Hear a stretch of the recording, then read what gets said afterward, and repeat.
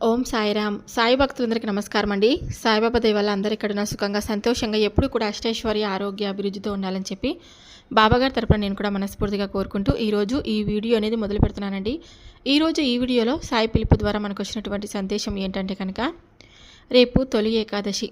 నీ మనసులో ఉన్నటువంటి ప్రశ్నలన్నిటికీ నా నుంచి సమాధానం నువ్వు తప్పకుండా వినబోతున్నావు అని బాబాగారు మనకి ఈరోజు ఒక చక్కటి సందేశం ద్వారా మన ముందుకైతే వచ్చారండి. సందేశాన్ని ఎందుకు అందించాలనుకుంటున్నారు, మరి ఏం చెప్పాలనుకుంటున్నారు అనేది మనం బాబాగారి మాటల్లోనే తెలుసుకుందాం. వీడియో మొదలుపెట్టే ముందు ప్రతి ఒక్కరికి ఒక చిన్న రిక్వెస్ట్ అండి. ఈ సందేశం కనుక మీ అందరికీ నచ్చినట్లయితే తప్పకుండా మన వీడియోకి ఒక లైక్ చేసి మరికొంతమందికి షేర్ చేయండి. మీకు ఎలాంటి కష్టాలు, సమస్యలు ఉన్నా నాకు కామెంట్ బాక్స్లో తప్పకుండా కామెంట్ రాయండి. నేను బాబాగారి గుడికి వెళ్ళినప్పుడల్లా మీ పేర్లు చదివి తప్పకుండా ప్రేరేత చేస్తాను. బాబాగారి సందేశాన్ని వినేకన్నా ముందుగా చాలామంది ఎక్కడిక్కడే జ్యోతిషం చెప్పించుకొని నిరాశ చెందుతూ ఉంటారు కదండి. కానీ ఈ గురువుగారి దగ్గర చూపించుకున్న ప్రతి ఒక్కరికి కూడా 100% పరిష్కార మార్గం లభించిందండి. నేను కూడా చిన్న చిన్న సమస్యలుంటే గురువుగారిని తప్పకుండా కాంటాక్ట్ అవుతూ ఉంటాను. నాకంతా కూడా మంచి జరిగింది. షిరిడి సాయిబాబా ఆశీస్సులతో జ్యోతిషం చెప్తారు గురూజీ లక్ష్మణ్ రాజు గారు. గురువుగారి నెంబర్ వచ్చేసి 8466923012. మీరు ఎక్కడెక్కడో జ్యోతిషం చెప్పించుకొని నిరాశ చెంది ఉంటే కనుక గురువుగారికి ఒక్కసారి ఫోన్ చేసి చూడండి. మీకు దూర ప్రాంతాల్లో ఉన్న వారికి కూడా ఒకే ఒక్క ఫోన్ ద్వారా వెంటనే పరిష్కారం చెప్పబడతారండి. మీ ముఖము, ఫోటో, చేయి, పేరు, వయస్సు, గోత్రం వాట్సాప్ చేస్తే చాలన్నమాట. ఎలాంటి సమస్యలున్నా సరే, ప్రేమ, పెళ్లి, ఉద్యోగం, రాజకీయం, విదేశీ ప్రయాణం, ధనం నిలకడలేకపోవడం, భార్యాభర్తల మధ్య గొడవలు, ఆస్తి తగాదాలు, అప్పుల బాధలు, స్త్రీ పురుషులకు ఎటువంటి గుప్త సమస్యలకైనా మీకు రోజులలోనే పరిష్కార మార్గం చూపించబడుతుందండి. నిజంగా ఈ గురువుగారి దగ్గర చూపించుకున్న ప్రతి ఒక్కరికి కూడా చాలా మంచి జరిగిందండి. నిజంగా నమ్మకమైనటువంటి గురువుగారని చెప్పుకోవచ్చు. మీకు సమస్యలుంటే గురువుగారికి తప్పకుండా ఫోన్ చేసి సమస్యలన్నీ చెప్పుకోండి. కొన్ని పూజలు కానీ, పరిహారాల రూపంలో కానీ మనకు వాటికి సమస్యలకు తగినటువంటి పరిష్కార మార్గం మీకు తప్పకుండా లభించబడును. నమ్మకం ఉంటే తప్పకుండా కాంటాక్ట్ అవ్వండి. బాబాగారి సందేశాన్ని విందామా మరి. రేపే తొలి ఏకాదశి. నీ జీవితంలో కని విని ఎరగనటువంటి, ఊహించినటువంటి శుభవార్తలను, అలాగే నీ మనసులోని ఉన్నటువంటి నీ ప్రశ్నలన్నిటికీ నేను తప్పకుండా జవాబు ఇచ్చే తీరుతాను. మరి నేను చెప్పేటువంటి సందేశాన్ని పూర్తిగా ఆలకించి చూడు. నీకు తప్పకుండా నేను చెప్పినటువంటి సందేశంలో నీకు ఎన్నో రకాలైనటువంటి జవాబులు నువ్వు చూస్తావు. నీ మనసులో ఉన్నటువంటి ప్రశ్నకు ఇదిగో ఇప్పుడే ఈ సాయి సమాధానం ఇవ్వబోతున్నాడు. కాబట్టి నా మాటను కొట్టి పారవేయకుండా నీ విధురాతను సైతం మార్చుకునే విధంగా ఒక మంచి శుభవార్తను నీ ముందుకు తీసుకొని వచ్చాను. మనస్ఫూర్తిగా ఈ సాయిపై మనస్సును లగ్నం చేసి నేను చెప్పే మాటలను పూర్తిగా ఆలకించు. నేను చెప్పే మాటలను పూర్తిగా ఆలకించు. ఎంతో సంతోషంతో ఇప్పటికిప్పుడే నీ మనసులో ఉన్నటువంటి ఆనందంతో ఉప్పొంగిపోతూ, బాబా నిజంగా నాకు ఏం చెప్పాలో అర్థం కావడం లేదు. కేవలం నీకు ఏమిచ్చి రుణం తీర్చుకోగలను, ధన్యవాదాలు తెలియచేయడం తప్ప అనే మాట నీ నోటి నుండి వస్తుంది. ఇక ఆలస్యం చేయకుండా దేని గురించి నువ్వు ఆలోచిస్తున్నావో, నీ మనసులో ఉన్నటువంటి బాధ ఏమిటో, నీ మనసుకు ఉన్నటువంటి ప్రశ్న తగినటువంటి జవాబును ఇప్పుడే ఈ క్షణమే ఈ సాయి రూపంలో నీకు సమాధానం తప్పకుండా దొరికే తీరుతుంది. మనసుని కాస్త ప్రశాంతంగాను అలాగే స్థిమితంగాను ఉంచుకో. ఎందుకంటే ఎక్కువగా ఆందోళన చెందడం వల్ల నువ్వు చేసేది ఏమీ ఉండదు. ఎందుకంటే నీవు ఏది చేయాలనుకున్నా కానీ అది ప్రతి ఒక్కటి కూడా ముందుకు నీ కోసం భగవంతుడు తప్పకుండా నిర్దేశించి ఉంచుతాడు. కాబట్టి నేను మనస్ఫూర్తిగా నువ్వు ఏదైనా ఒక పని చేస్తే కనుక చేస్తున్నావు కదా, ఆ పనిని ఎంతవరకు చేశావు, దానిలో నీకు ఎంతవరకు న్యాయం అనిపించింది, అలాగే అది నువ్వు దానికోసం ఎంతగా శ్రమించావు, ఈ విషయాలన్నీ కూడా కేవలం నీకు తెలుసు, నీ అంతరాత్మకు కూడా తెలుసు. కాబట్టి నీవు భగవంతుణ్ణి నమ్మినా నమ్మలేకపోయినా, అలాగే నీవు భగవంతుడితో చెప్పినా చెప్పలేకపోయినా, నీ కష్టానికి తగినటువంటి ప్రతిఫలం అయితే నీకు దక్కే తీరుతుంది.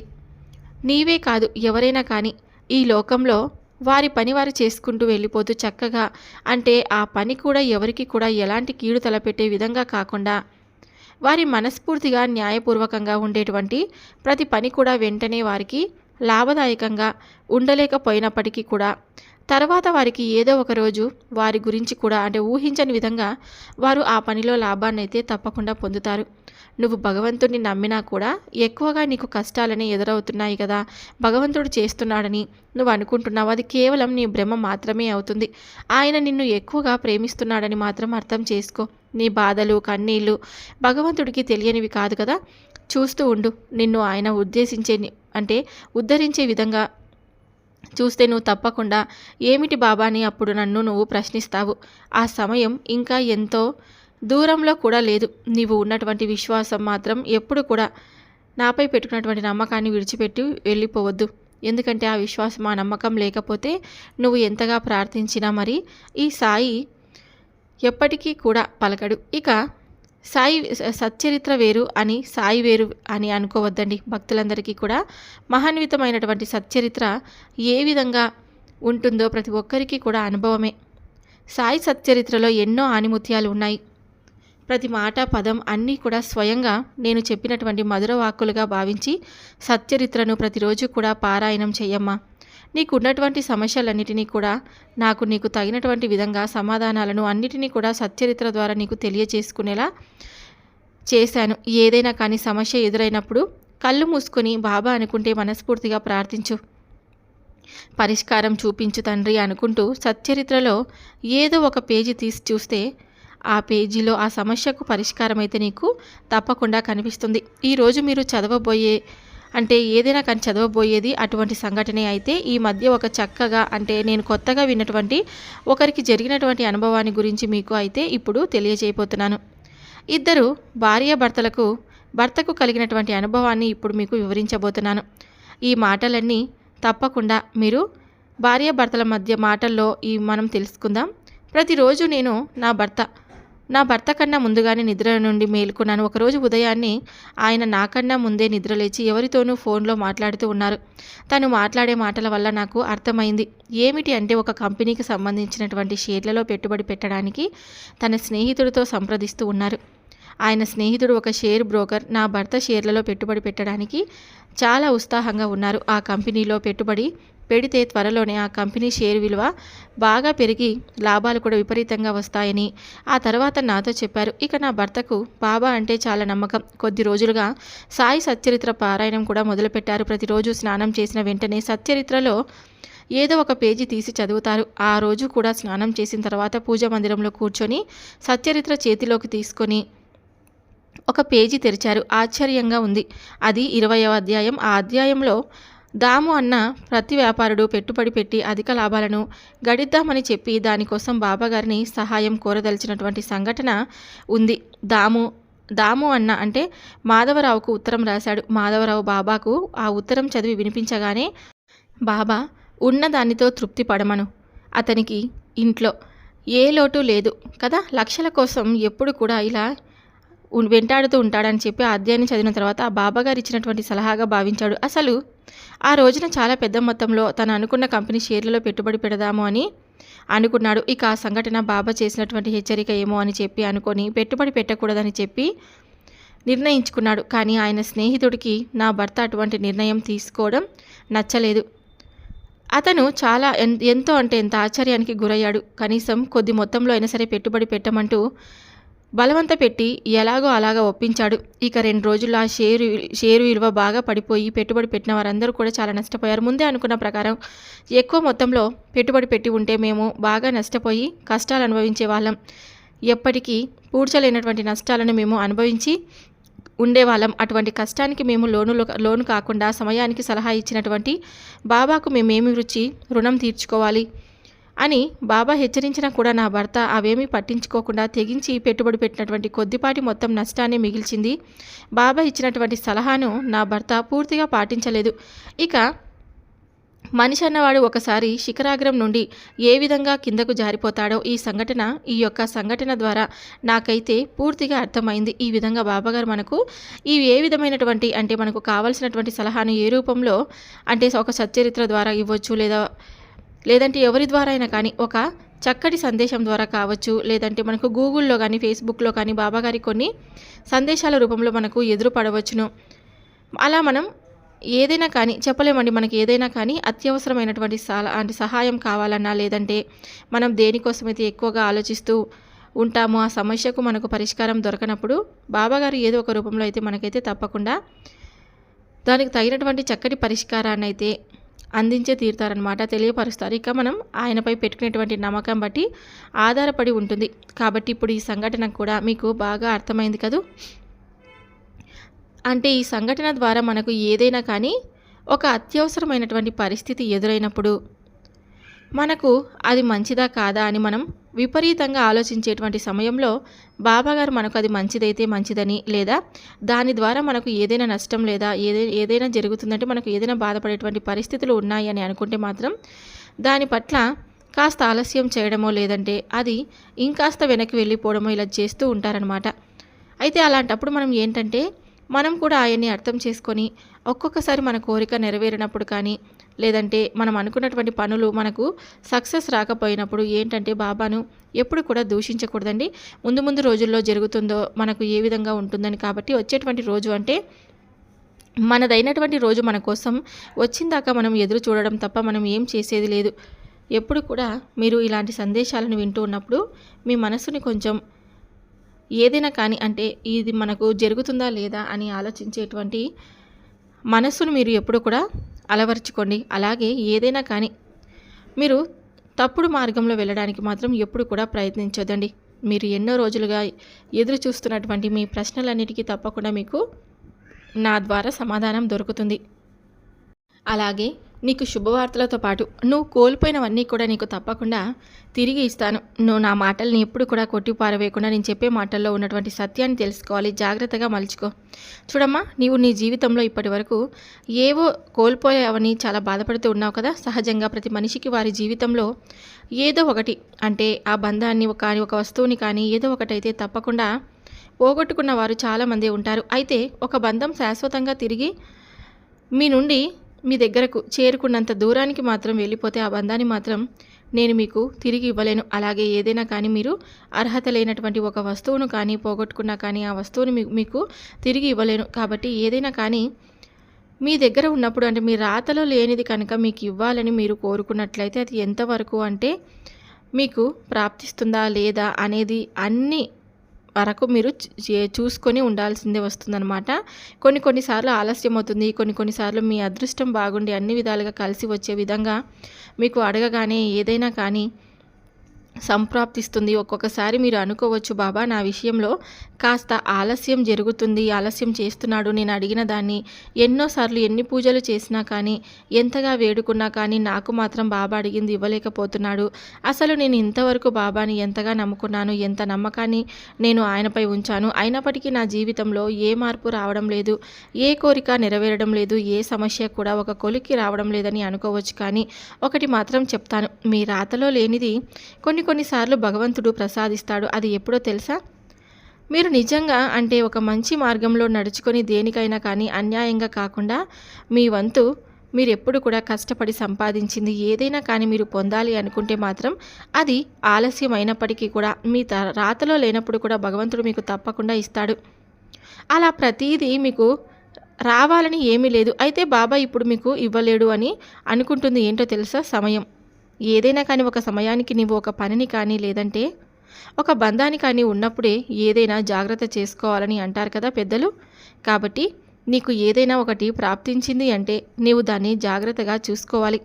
అది వస్తువైనా బంధమైనా సమయమైనా ఏదైనా సరే నీకు నీ వరకు వచ్చినప్పుడు దాన్ని నువ్వు జాగ్రత్త పరుచుకోవాలి. అంతేకాని విచ్చలవిడిగా ఏది కూడా ఖర్చు పెట్టకూడదు. అలాగే అనవసరమైనటువంటి వాగ్వాదాలతో బంధాన్ని కూడా తెంచుకోకూడదు. అలాగే ముఖ్యమైనటువంటి వస్తువును జాగ్రత్త పరుచుకోవాలి.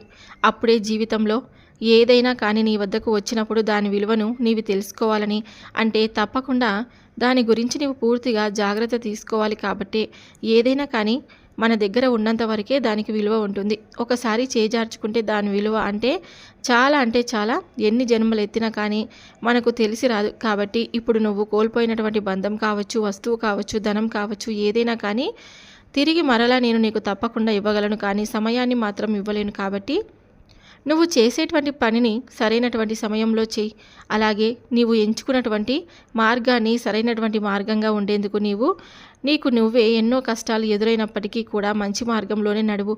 అంటే కొంతమంది కొన్ని సమస్యలు కానీ కష్టాలు కానీ ఎదురైనప్పుడు ఏం చేస్తారంటే అన్యాయమైనా పర్లేదు కానీ అక్రమమైనా పర్లేదు, ఒకరు బాధపడినా పర్లేదు, మనం బాగుంటే చాలు, అలాగే మనం ఏదైనా కానీ ధనం వస్తే చాలు, మనం కుటుంబంలో ఉన్నవారు బాగుంటే చాలు, మేము బాగుంటే చాలని అనవసరంగా ఏవేవో పిచ్చి పిచ్చి ఆలోచనలను చేసి మంచి మార్గంలో కాకుండా చెడు మార్గంలోకి ప్రవేశించడానికి కూడా నిర్ణయించుకుంటారనమాట.